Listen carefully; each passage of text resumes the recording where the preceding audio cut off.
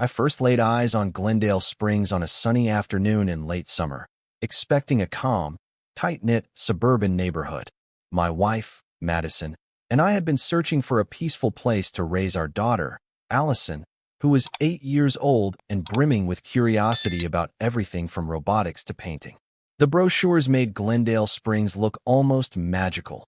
Tree-lined streets, an active but friendly homeowners association, a well-maintained neighborhood park, and a reputation for being extremely safe. Part of the draw for me was the chance to escape the constant bustle of the city where I'd built my career as a women's rights attorney. After spending over a decade litigating high-profile cases involving domestic violence, discrimination, and other civil rights issues, I thought Glendale Springs might offer my family a taste of normalcy. I was also in the midst of setting up a new pro bono initiative that would assist suburban communities in establishing local resources, like domestic violence shelters, without the typical hurdles in bigger cities. We purchased a charming Victorian-style home near the center of Glendale Springs, on Magnolia Lane. It had a wraparound porch, neat white trim, and a picket fence that felt almost storybook perfect. Allison fell in love with the backyard, complete with a modest garden shed and plenty of room for a swing set. Madison adored the antique fixtures inside, a clawfoot bathtub and stained glass windows that caught the late afternoon sunlight. As for me, I was simply relieved to see a neighborhood where kids played without worry, neighbors greeted each other with a wave, and yards were meticulously cared for. Our optimism, however, was tested on our very first day. While unpacking boxes from the moving truck, I noticed a figure standing on the sidewalk, arms crossed. She was a petite woman in her mid-50s, with elegantly coiffed hair, somewhere between light brown and blonde, and the posture of someone used to being in charge. She wore pressed slacks, a pastel blouse, and a gold-toned HOA badge pinned neatly over her heart. The tension in her stance and the critical glance she aimed at our stacked boxes suggested she was not simply there to welcome us. When I waved hello, she approached with a deliberate stride. "Welcome," she said, though her tone was flat rather than warm. "You must be the Gregsons, the new owners?" The quick flick of her eyes took stock of the rummage in our driveway, as if mentally noting any violation of the HOA guidelines. I extended my hand. "Yes, I'm Catherine Gregson. My wife, Madison, is inside, and our daughter is exploring the backyard." I waited for her to introduce herself, but she took her time, seeming to size me up. Eventually, she nodded. "I'm Brenda Archabald, but everyone here calls me Ms. Archabald," she said primly. Then, with a practiced smile that didn't quite reach her eyes, she added, "You'll find that Glendale Springs has high standards for property maintenance, community conduct, and especially for our philanthropic activities. I'm the HOA chairwoman, so I'm deeply involved in all local matters." I mustered my best professional politeness. "It's nice to meet you, Ms. Archibald. We're excited to be part of the community." She gave another curt nod and flicked her gaze toward our cluttered driveway. "I trust you'll have these boxes cleared by nightfall. The HOA guidelines specify no obstructions or unsightly debris for more than 24 hours. I assured her we would. She offered a stiff smile, then turned on her heel and strolled back down Magnolia Lane. As she left, one of our new neighbors, a middle-aged man named Jim Hawkins, strolled over and shook his head. "You just met Karen," he said in a lowered voice, employing the nickname that many in Glendale Springs had evidently bestowed upon Ms. Archibald behind her back. "Don't let her get to you. She's big on rules, even bigger on meddling, and she can be downright ruthless if things don't go her way." I forced a small laugh, trying not to let that tidbit dampen our excitement. After all, how bad could one HOA chair be? We were a peaceful family with nothing to hide, aiming to contribute positively to the community. Little did I know that Ms. Archibald, Karen, as people muttered, would soon cross lines I never dreamed a suburban official could, and that her draconian meddling would not only threaten a few families, but ultimately cost her everything she held dear. In the following weeks, we settled into our new home. I put together Allison's new bunk bed. Madison decorated the living room with pastel throws and family portraits, and the days felt blissfully routine. Each morning, I dropped Allison at Glendale Elementary, then drove into the city to meet with clients, many of whom were survivors of domestic violence. My legal practice had me juggling everything from restraining orders to negotiations with local organizations that aim to provide safe havens for women and children in crisis. It didn't take long for word to spread around Glendale Springs that I was a lawyer who specialized in women's rights. On more than one occasion, a neighbor approached me, first with polite curiosity, then with a quiet, guarded question. "I heard there's a small shelter on Meadowlark Street for domestic violence victims. Do you know anything about it?" Or, "I think Glendale Springs used to have some safe houses, but the HOA had issues with them. Do you handle that sort of thing?" I try to gather details, but people were often reluctant to talk openly, as though fearful of repercussions.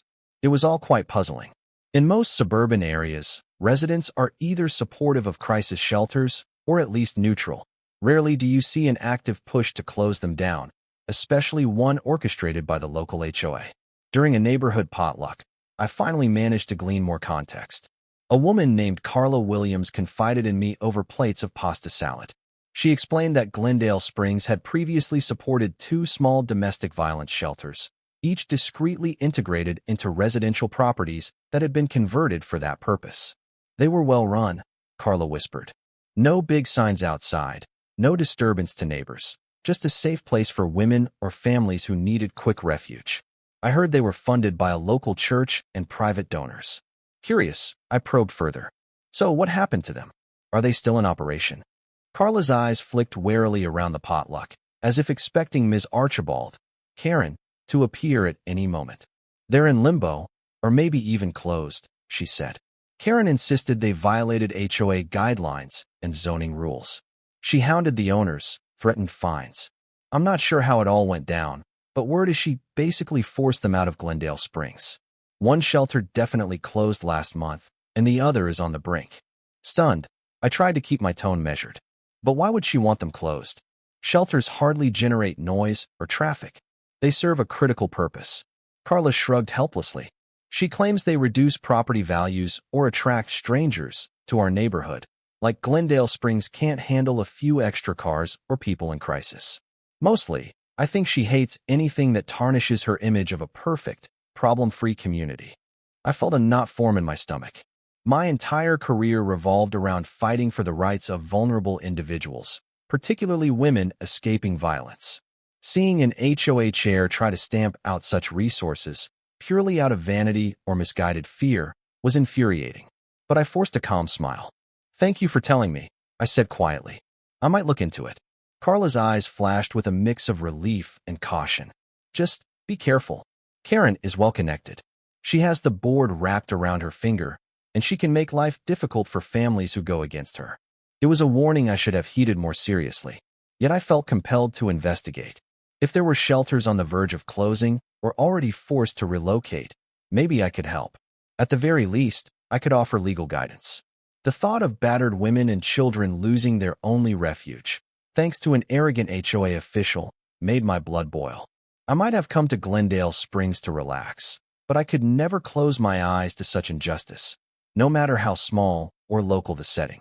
The monthly Glendale Springs HOA meeting took place in the community clubhouse, an airy structure with high windows, polished linoleum floors, and framed pictures of the neighborhood's early days. The meeting agenda, published on the HOA's website, seemed mundane at a glance. Landscaping concerns, budget allocations for holiday decorations, and a mention of community service projects. However, one line item caught my attention: discussion of unauthorized use of residential properties. I arrived a few minutes early, wanting to get a seat near the front. The small crowd of residents fell into quiet chatter as Ms. Archabald, Karen, took her place at a long table, flanked by 2 other HOA board members. She wore her typical pastel suit, hair impeccably styled, and an expression of quiet authority. Soon, the meeting kicked off with pleasantries about lawn trimming and the necessity of uniform picket fence colors. When they reached the line item about unauthorized use, Karen cleared her throat. "In recent months, we've noticed certain properties operating outside of Glendale Springs' intended residential character," she said, choosing her words carefully. "Our bylaws strictly forbid commercial or institutional uses without explicit HOA approval. One location, specifically, was functioning as a makeshift shelter for battered women. though lacking proper zoning and permission. She paused, letting her gaze sweep over the attendees. While we sympathize with those in distress, Glendale Springs cannot serve as a facility for random outsiders. Our community must remain safe, quiet, and in compliance with all regulations. Therefore, the HOA has taken steps to ensure these unauthorized operations cease. A tense murmur rippled through the room. Someone near me mumbled, "Heaven forbid we help battered women." Another neighbor hissed for them to be quiet. Karen pretended not to hear, continuing in her smooth, rehearsed manner. "The property at Oakwood Drive is already being vacated. The board appreciates everyone's cooperation as we preserve Glendale Springs' integrity." I lifted my hand. "Excuse me, Ms. Archibald." "Karen, I have a question." She tilted her head, offering a tight smile. "Yes, Catherine, correct? You're new to Glendale Springs. Go ahead." I rose from my seat. "I understand the HOA has concerns about property use, but from what I gather, these are legitimate shelters providing crucial services to domestic violence survivors. They're not large commercial enterprises, nor do they create excessive traffic. Couldn't the community work out a permit or an exception in the bylaws, given the humanitarian nature of their purpose?" Her smile thinned, resembling a grimace. "Ms. Gregson, Glendale Springs has no official mechanism for exceptions of this nature. Our covenants and restrictions are clear. All properties must remain strictly single-family residences, unless otherwise zoned. The presence of domestic violence survivors is not a small matter.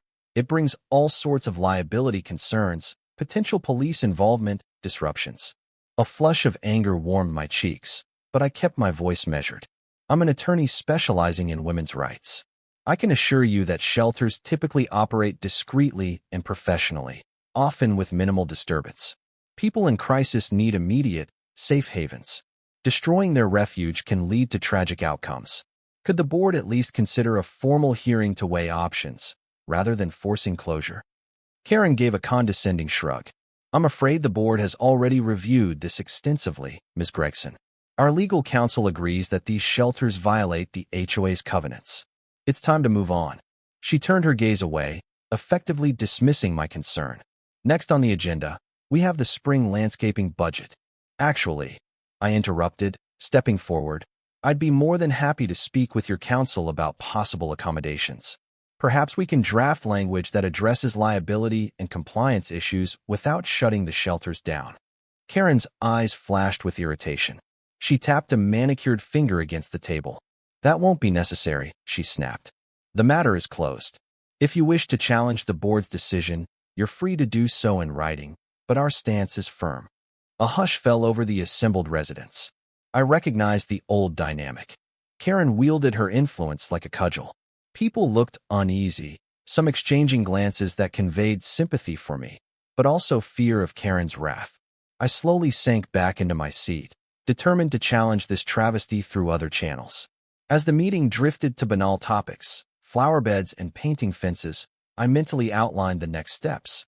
I would gather information on the shelters, speak with their managers, and see what legal avenues existed. Perhaps Glendale Springs had a local ordinance that superseded the HOA's rules. Or maybe I could rally enough neighbors to pressure the board into reversing course. Even then, I sensed Karen's eyes on me, cold and assessing. She likely viewed me as a meddler or a troublemaker. Yet I was merely doing what I'd always done, standing up for the vulnerable. If she thought she could bulldoze me the way she'd seemingly done with the shelter owners, she was in for a surprise. I was no stranger to legal battles, and I was about to give Glendale Springs' imperious HOA chair a fight she wouldn't forget. Over the next few days, I tried to gather as many facts as possible. I reached out to neighbors who mentioned the shelters, hoping to speak with the property owners. One site was rumored to be on Oakwood Drive, a modest ranch-style house that had been quietly turned into a safe haven for women fleeing domestic violence. Another, located on Meadowlark Street, was said to have operated as a transitional home for survivors with children.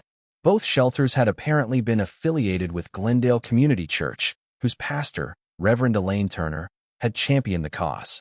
Word had it that these safe houses were kept low profile to protect the identities of those staying there. They'd existed for several years without incident, until Karen launched a crusade to expel them. I managed to set up a meeting with Reverend Turner in her church office, a cozy space lined with theological books and uplifting artwork. She was a tall woman with kind eyes, dressed in simple business attire. She greeted me warmly, then sighed heavily when I introduced myself as an attorney curious about the shelters. "I'm so relieved you're here," she said, folding her hands on the desk. "These shelters have saved countless lives. We'd get calls from local police or the crisis hotline, letting us know a woman or family needed immediate relocation. We'd quietly bring them into one of our safe houses. No sign, no fuss, just a protected environment. No neighbor even knew, unless we told them." My chest tightened with sympathy. "And Karen, Ms. Archibald, rallied the HOA to shut them down?" Reverend Turner nodded grimly.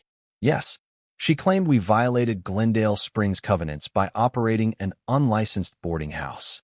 She also accused us of lowering property values and fostering crime.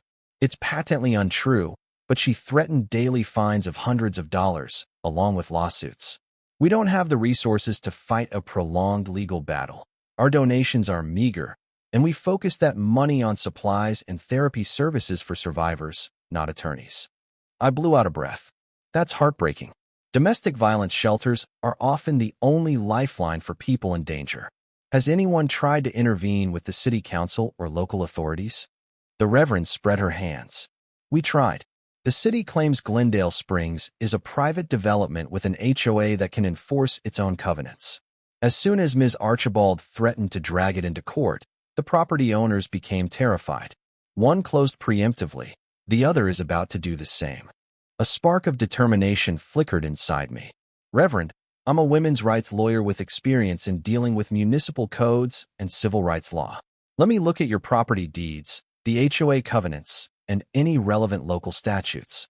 I suspect there might be a legal path to keep these shelters open, especially if we can argue they qualify under special use housing or if there's a charitable use exception that overrides strict HOA bylaws." Her eyes lit up with cautious hope.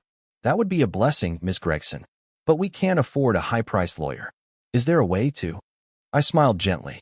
"Pro bono. I've always devoted a portion of my practice to such causes. I won't charge a dime. My only goal is to see that these survivors have somewhere to go." The Reverend clasped my hand, tears brimming in her eyes. "Thank you. I've prayed for a miracle, and maybe it just arrived." Despite the gravity of the situation, I felt a surge of optimism. I'd unravel the labyrinth of HOA regulations, municipal zoning, and property law. There had to be a path forward. Karen might fancy herself unstoppable, but she had yet to run into an attorney determined to protect the safety of vulnerable women. My plan was to gather the paperwork, craft a robust legal argument, and present it to the HOA board. If they refused to listen, I'd escalate to county authorities or the courts. What I didn't realize was the depths of Karen's ruthlessness. As soon as she sensed I was actively working to save these shelters, she deployed every trick in her arsenal: lies, intimidation, personal attacks, in a desperate bid to maintain her stranglehold on Glendale Springs. Before long, the conflict would explode into a full-blown legal and moral showdown. My involvement in the shelter's cause didn't remain secret for long. Within days, I received a curt email from Karen addressed to me and CC'd to the entire HOA board. In it, she accused me of meddling in Glendale Springs' internal affairs and attempting to undermine the covenants that every resident had agreed to. She demanded that I cease any extra-legal advocacy, or else face potential fines for disrupting community harmony. I forwarded the message to Madison, half in disbelief. "She's threatening me because I'm offering legal counsel to the shelters." "She can't do that," I remarked, shaking my head. But on reflection, I realized that Karen's real weapon wasn't the law. It was fear and the ability to manipulate local sentiment through rumor and intimidation. Sure enough, small acts of harassment began. Our garbage can was inexplicably left overturned in the street, trash strewn everywhere. A neighbor confided in me that Karen had labeled me a troublemaker attorney who would bring unwanted drama into Glendale Springs. Suddenly, we got petty notices from the HOA about the color of our mailbox, which was apparently one shade too dark, and the length of the grass in the front yard. It was fractionally over the limit. While other residents occasionally faced such nitpicks, The frequency and pettiness of our citations felt like retaliation. Madison urged me to keep calm. This is exactly what she wants. Pressure you so you'll back off. But she doesn't realize who she's dealing with, she said firmly. My wife had always been my rock, reminding me that bullies thrive on intimidation and the best response is steadfast resolve. Meanwhile, I dug deeper into Glendale Springs' administrative documents. I discovered that Karen had systematically revised the HOA bylaws over the years, adding stricter provisions on property uses, security checks, and mandatory appearances at board hearings. Many of these changes were rubber-stamped by a board heavily under her influence. The language was vague but broad enough to let her interpret residential use in the narrowest way possible, thus excluding any form of communal or charitable housing. I also uncovered a worrisome pattern. At least 4 families in Glendale Springs had quietly left the neighborhood after crossing Karen. One had tried to run a small daycare from their home. Karen forced them out by imposing crippling fines for excess traffic. Another had advocated for building a small ramp on the community clubhouse for disabled visitors. Karen stymied them with red tape, then brandished obscure clauses about architectural consistency. Each time, she twisted the bylaws to shut down any activity she found disagreeable. The domestic violence shelters, apparently, were her latest target. One evening, Madison and I sat in the living room, reviewing documents side by side. She rubbed her temples. This is insane. She's weaponizing the HOA to enforce her personal preferences. She must relish the power. I nodded. Yes, and she's willing to push vulnerable people to the brink, like these domestic violence victims, just so she can maintain the neighborhood's pristine facade. We both knew that confronting Karen might result in further harassment or even legal complications. But I was more determined than ever to fight back. If Glendale Springs harbored a dictator disguised as an HOA chair, it was time the broader community, and potentially a courtroom, learned the truth. In the midst of my legal research, I received a frantic call from one of the shelter coordinators, a woman named Marisol, who oversaw daily operations at the Oakwood Drive safe house. She barely managed to contain her panic. "Catherine," she said in a trembling voice, "you need to come quickly. The HOA sent people here with a notice to vacate by the end of the week. Karen threatened to have the properties secured if we don't comply, meaning she'll literally padlock the doors." Stunned, I asked, "Can she do that?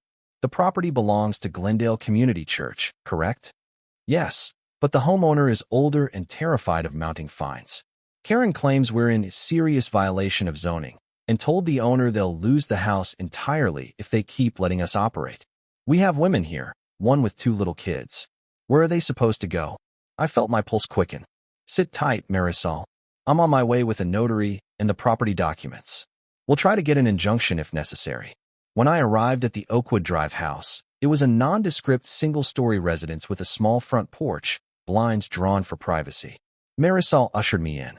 Inside, I saw a handful of women, some with haunted expressions, others cradling children.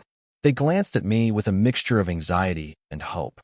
Karen's latest intimidation tactic was a cease and desist letter pinned to the front door, referencing the Glendale Springs bylaws. It warned of daily fines of $500 and potential legal action if the property wasn't returned to purely single-family occupancy within 7 days. Another paper indicated the HOA board had approved a special measure allowing them to secure or seal any property found in violation, pending a hearing, an extraordinary overreach that smacked of vigilantism. My heart broke for the residents, many of whom had fled abusive households. They didn't need more trauma, least of all being evicted by an HOA enforcer. I immediately contacted a judge I knew from the county courthouse, explaining the urgent situation.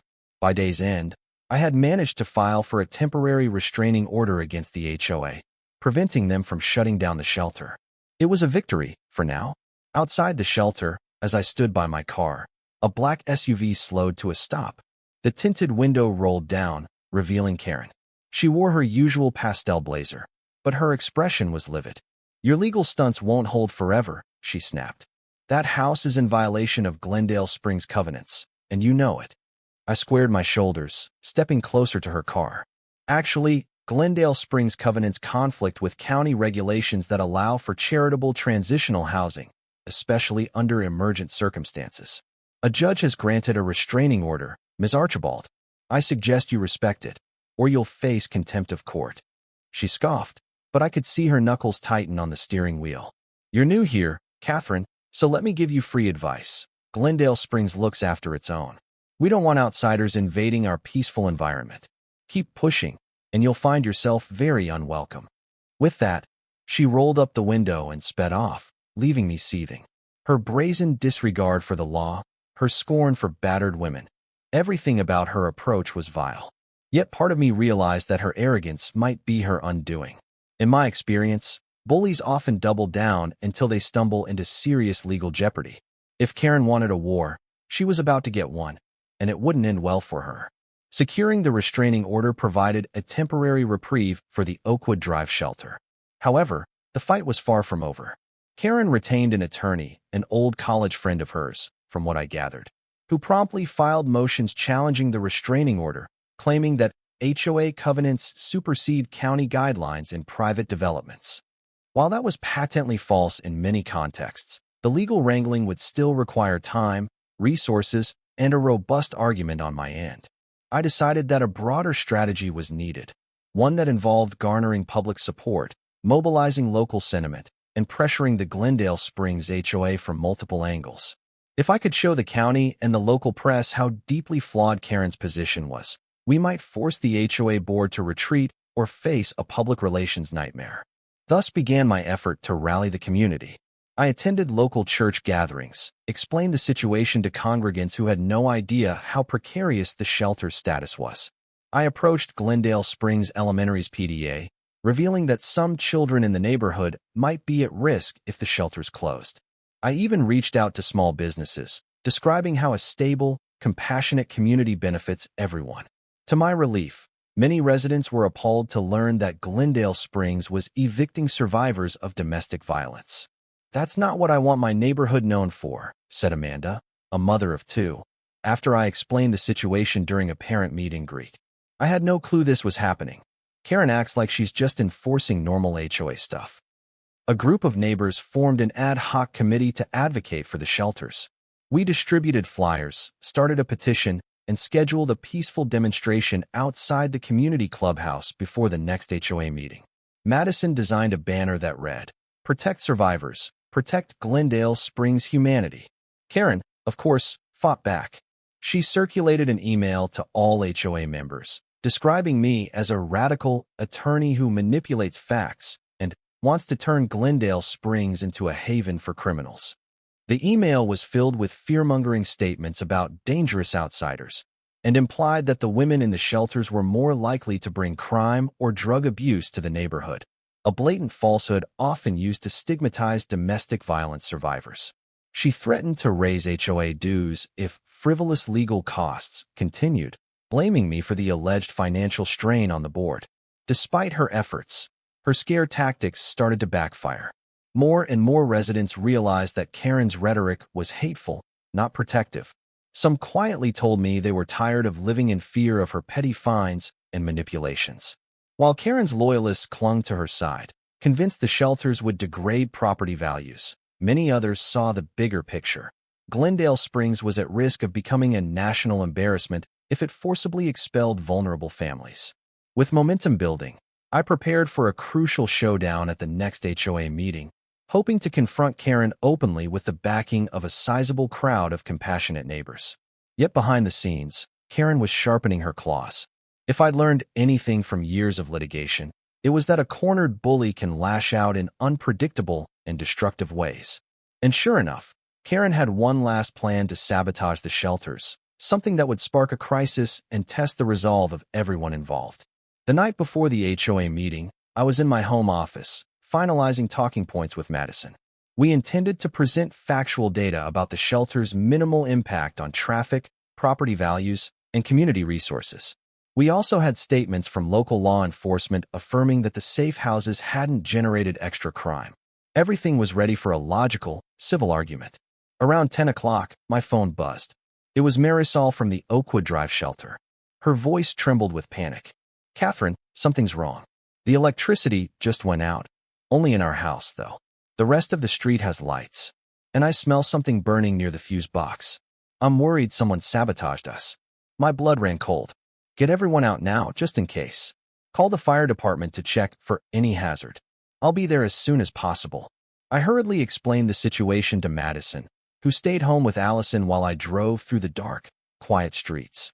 My heart pounded as I arrived to see the Oakwood Drive house lit only by flashlights and the flickering glow of emergency vehicles. Firefighters were already inspecting the fuse box, which, they confirmed, had been tampered with. Wires cut, insulation ripped out, a small ignition source placed to start a slow burn. If the sabotage had succeeded, the entire house could have caught fire in the middle of the night, potentially killing the women and children sleeping inside. Marisol and a few frightened residents stood in the driveway, arms wrapped around each other. One mother clutched her toddler to her chest, tears streaming down her cheeks. Who would do this? We were almost asleep, she murmured, voice thick with horror. Police officers took statements, snapping photos of the damaged fuse box. While they couldn't immediately prove who was responsible, we all had strong suspicions. The blatant sabotage felt like a direct escalation of Karen's war against the shelter. Some of the responding officers were livid. One murmured that if they found evidence tying an HOA official to this, it could mean criminal charges up to and including attempted arson. Rubbing my temples, I glanced around at the rattled survivors, feeling equal parts fury and sorrow. This was no longer about petty fines or zoning disputes. Someone had tried to set a lethal trap. This stops now, I muttered under my breath. Before I left, I spoke to the police chief on the scene, a woman named Angela Ortiz. She promised to ramp up the investigation, possibly installing a surveillance detail if necessary. With the help of a local electrician, the shelter's power was restored by dawn, but the emotional scars remained. Driving home, my mind raced. Karen's obsession with ridding Glendale Springs of these shelters had escalated into potential violence. Whether she personally orchestrated the sabotage or coerced a henchman to do it, her vendetta now teetered on the edge of criminality. I resolved that at tomorrow's HOA meeting, I would expose everything. I would call for her immediate resignation, if not direct police intervention. This matter had moved well beyond HOA politics. It was a matter of life and death. When I arrived at the Glendale Springs Community Clubhouse for the HOA meeting, the parking lot was already jammed with cars. A line of residents snaked through the doorway, the hum of tense conversation filling the air. Word of the sabotage on Oakwood Drive had spread quickly, and people were on edge. There was a heavy police presence, too. At least 2 uniformed officers stood near the entrance, arms folded, scanning the crowd with stern expressions. Inside, the usual folding chairs were filled to capacity. Many folks wore small ribbons or buttons reading "Support our shelters," the outcome of the grassroots committee's efforts. Others stood in clusters, whispering about the sabotage, glancing nervously at the front of the room, where Karen and her 2 loyal board members sat behind a long table. Karen's face was a mask of tension. Perhaps she'd already caught wind that the Oakwood sabotage had failed, and that the entire community was furious. At precisely 7 o'clock, Karen banged her gavel. "Order, please," she intoned, eyeing the restless crowd. "We have a large agenda tonight, so let's begin with the usual housekeeping items before addressing the new business." A ripple of discontent tore through the audience. People wanted immediate answers regarding the sabotage. Nobody cared about housekeeping. Sensing this, one of the board members leaned over and whispered to Karen, who stiffened, then cleared her throat. "All right, I see many are concerned about the recent incident on Oakwood Drive. I must remind you that the HOA is not responsible for random acts of vandalism. The Glendale Springs Board condemns all violence." She paused, shooting a thin-lipped glare at me. "However, we maintain that the property in question is in violation of our covenants. We will continue to pursue corrective measures." I rose from my seat in the second row. Madison and several neighbors, including Carla Williams, flanked me. "With all due respect," I said loudly, "someone nearly burned down that house last night. This is more than a petty violation dispute. It's a targeted attack on women and children who've sought refuge. And it's no secret that the HOA leadership, particularly Ms. Archabald, has been pushing to shut down these shelters by any means necessary." Karen's cheeks flushed. "Are you accusing me, Ms. Gregson, of having something to do with an arson attempt?" Her voice wobbled slightly, betraying her agitation. I held her gaze steadily. I'm stating the facts. Over the past months, the HOA, under your leadership, has systematically harassed these shelters with fines, eviction threats, and false accusations. Now, just before a major meeting to discuss whether they can remain open, sabotage occurs. If it's not you, Ms. Archibald, then perhaps it's someone you've encouraged with your inflammatory rhetoric about dangerous outsiders. One way or another, the chain of events is undeniable. A wave of murmurs and scattered applause rippled through the crowd. Someone shouted, "We stand with the shelters." Another demanded, "Resign, Karen." The tension was thick enough to cut with a knife. Karen slammed the gavel repeatedly, her voice rising to be heard. Order.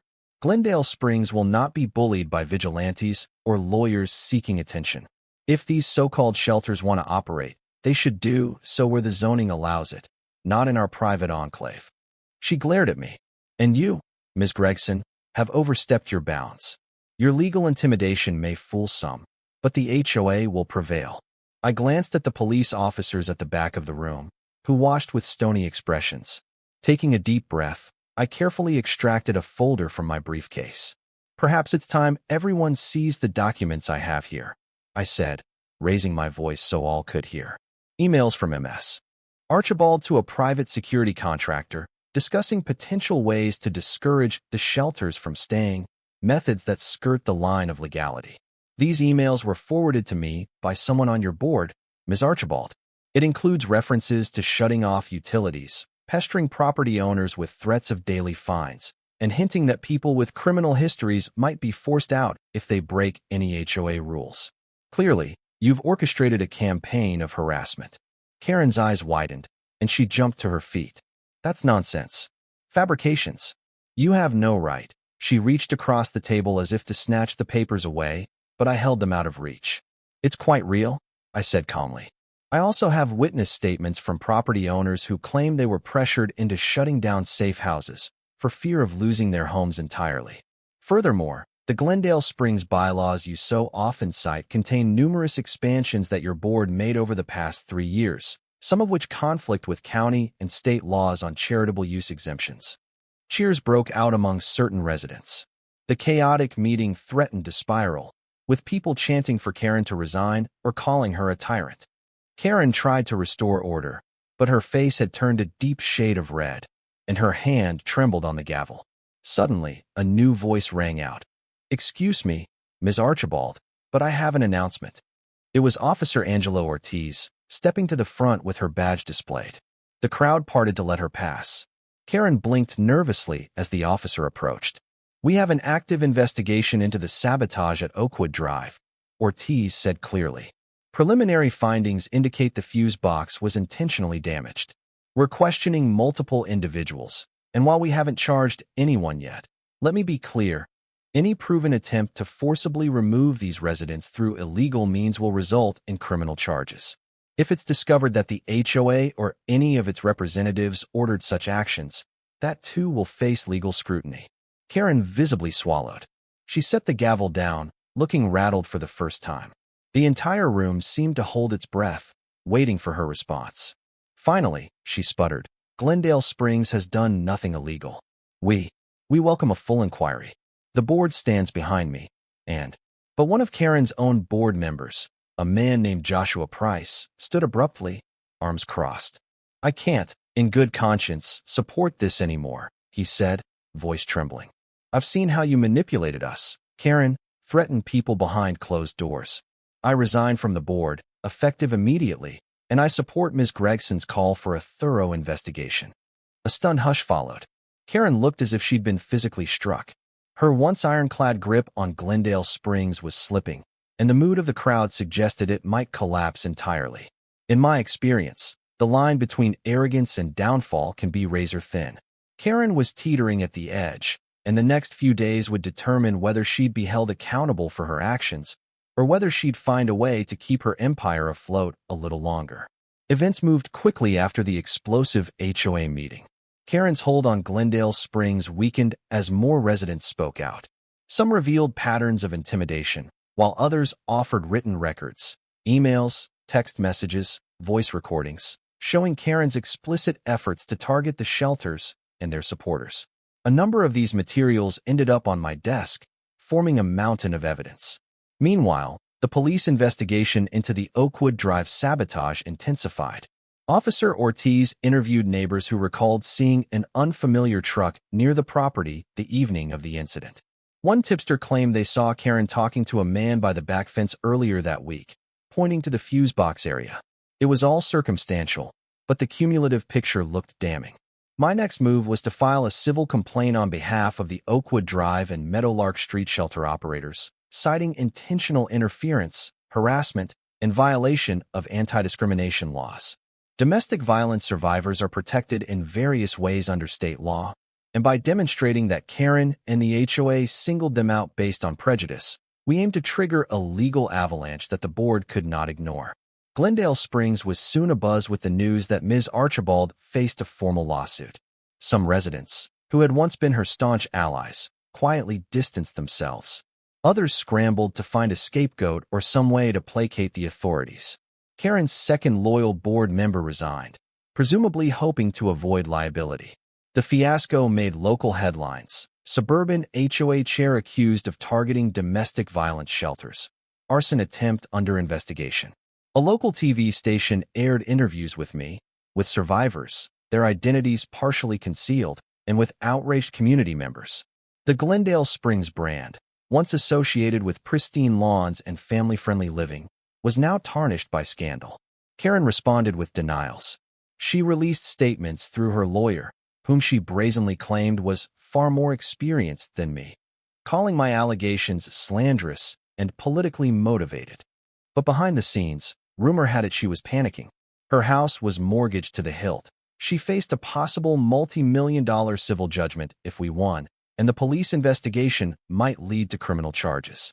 Amid this chaos, the shelters clung to the support of volunteers and a surge of public sympathy. Donations poured in, and Glendale Community Church formed a coalition with other faith groups to ensure the safe houses stayed functional, no matter the legal outcome. The story spread beyond Glendale Springs, rallying local philanthropic organizations and women's advocacy groups. My phone rang daily with offers of help, additional attorneys volunteering time, crisis counselors, even realtors willing to find alternative properties if needed. Despite the groundswell of support, part of me remained cautious. Karen was cornered, but cornered adversaries can lash out unpredictably. I worried for my family's safety and that of the shelter residents. With each passing day, the tension ratcheted up, especially as we awaited a significant court hearing on the restraining order and the broader civil complaint. Would the judge keep the shelters protected or side with the HOA's bylaws? Little did I know that Karen's final downfall would be swift and devastating. Sometimes, in the darkest hour, the truth emerges so blatantly that justice becomes unavoidable. The courtroom was packed on the day of our hearing, a crisp morning that felt charged with possibility. Across the aisle, Karen sat with her attorney, a stiff man in a pinstripe suit who tried to exude confidence but wore a grim frown.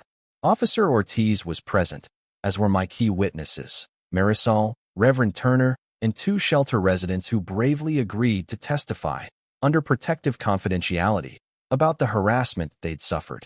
The judge, a woman named Harriet McAllister, had a no-nonsense demeanor. She invited me to present evidence first. I painstakingly walked through each instance of harassment. The fines, the threatening letters, the alleged sabotage. I submitted copies of emails in which Karen discussed weeding out what she called troublesome charities. I showed phone records linking Karen to a suspicious security contractor. Finally, I presented a statement from Glendale's own legal counsel, clarifying that under county code, small shelters for domestic violence survivors are permissible as a form of charitable residential use, directly contradicting Karen's repeated claims of illegality. Karen's lawyer attempted to dismiss these points, arguing that the shelters violated Glendale Springs covenants. But the judge seemed unimpressed. "Mr. Gresham," she said drily, "HOA bylaws don't override state or county statutes, particularly those that protect vulnerable populations. Unless you can show me explicit language or a court ruling in your favor, your client's enforcement actions may well be unauthorized." When Karen took the stand, her composure cracked under cross-examination. She tried to downplay the Oakwood Drive sabotage, claiming it was unrelated vandalism. But she stumbled when asked about phone calls to the security contractor. Then I unveiled a surprise. The contractor himself had quietly provided a sworn affidavit, stating that Ms. Archabald hired him to scare off the shelters. He alleged she discussed cutting utilities, though she never explicitly ordered him to commit arson. However, the inference was clear. Karen's voice wavered as she denied any wrongdoing, but her eyes betrayed panic. The judge asked pointed questions, culminating in a stern demand. Did you instruct individuals to interfere with the electricity or otherwise forcibly remove residents from the shelter? Karen's face reddened. She stammered, "No, well, I simply wanted them out because they're not supposed to be there. But I never." Before she could finish, her own lawyer placed a hand on her shoulder, as if to urge her to stop talking. The damage was done. The entire gallery sensed Karen was lying or at least concealing the full truth. At the conclusion of the hearing, Judge McAllister ordered a permanent injunction against the HOA interfering with the shelters. She also indicated that the civil case for damages would proceed to trial if we chose to pursue it, almost certainly resulting in a large judgment against Karen and possibly the entire board. Officer Ortiz, present throughout, noted that the sabotage investigation remained open, with potential charges pending based on new evidence. Exiting the courthouse, a crowd of reporters snapped photos and called out questions. I offered a brief statement. We're grateful that the court recognized the shelter's vital role. We believe Glendale Springs can still be a welcoming community, but not under leadership that targets vulnerable individuals. Behind me, Karen fled, face obscured by large sunglasses, escorted by her lawyer. She said nothing, but her posture screamed defeat. For all her bravado, her carefully curated power was unraveling in front of news cameras. Over the next week, Glendale Springs held an emergency HOA session. Karen was pressured to resign or face a recall vote. She resigned angrily, still proclaiming her innocence. The board launched a separate internal investigation into her misuse of HOA funds for special legal fees and security measures. Rumors swirled that she might be indicted on fraud or embezzlement charges as well. And then, the final blow. The shelter owners filed a personal lawsuit against Karen, citing intentional infliction of emotional distress and endangerment. With the evidence from the sabotage investigation and the hush-hush security contractor's confession, Karen had little room to maneuver. Her own insurer refused to cover her legal bills, citing her grossly negligent or willful acts. She faced potential financial ruin. It took several more months for all the legal threads to untangle. During that time, Glendale Springs underwent a remarkable transformation. With Karen gone, the HOA board was restructured, new elections were held, and more moderate voices took the helm. People who valued compassion over draconian rule. A wave of relief spread through the neighborhood, as residents no longer feared petty fines or intimidation tactics. Meanwhile, the Oakwood Drive and Meadowlark Street shelters flourished under renewed public support. Volunteers donated food, supplies, and services. Several local businesses offered job opportunities to survivors seeking stable employment. The Glendale Community Church expanded its outreach, ensuring that if any more women needed safe haven, they had a place to go. On a crisp morning in the new year, Karen's final reckoning arrived. In a county courtroom, she pleaded guilty to charges of harassment and conspiracy to commit property damage, narrowly avoiding a trial that could have led to more serious convictions. The judge imposed a prison sentence, not excessively long, but enough to make a statement. She was also ordered to pay substantial restitution to the shelter owners and survivors who had been harmed by her actions. Because she couldn't afford the entire judgment, the court approved the seizure of her property, including her once pristine Glendale Springs home, to partially satisfy the debt. Karen's attorney resigned from the case soon after the plea deal, and she left the courthouse in handcuffs, a far cry from the imperious HOA chair who had once ruled over Glendale Springs with an iron fist. The news rippled through the community. Some longtime residents expressed pity, recalling moments when Karen had shown warmth, helping at a bake sale or organizing a holiday parade. But the dominant sentiment was relief that her tyranny and cruelty were finally held to account. For the domestic violence survivors who nearly lost their only refuge, Karen's downfall was a powerful affirmation. No matter how powerful a bully might seem, justice is possible. I couldn't help but reflect on the improbable chain of events that had brought me to Glendale Springs, a new home, a tragic discovery of forced shelter closures, a fierce legal battle culminating in Karen's downfall. In that moment, it felt as though fate had sent me precisely where I was needed, a place where my legal expertise and moral conviction might save lives. Standing on the porch of the Oakwood Drive shelter one evening, watching the children play in the yard, I felt a surge of gratitude. This was what it was all about, making sure that the most vulnerable among us had a chance to rebuild their lives free from fear. Glendale Springs, for all its turbulence, had become a shining example of how a community can correct its course and reclaim its humanity. In the end, Karen faced severe punishment, jail time, the confiscation of her property, the destruction of her carefully crafted reputation. Meanwhile, the rest of Glendale Springs moved forward, guided by a more inclusive vision. As for me, I continued my work, ever more determined to protect the rights of those who had no one else to stand with them. The suburban dream I initially sought might have been tested by conflict and darkness, but we emerged stronger, proving that even in the quietest of neighborhoods, justice and compassion can triumph over hate and greed.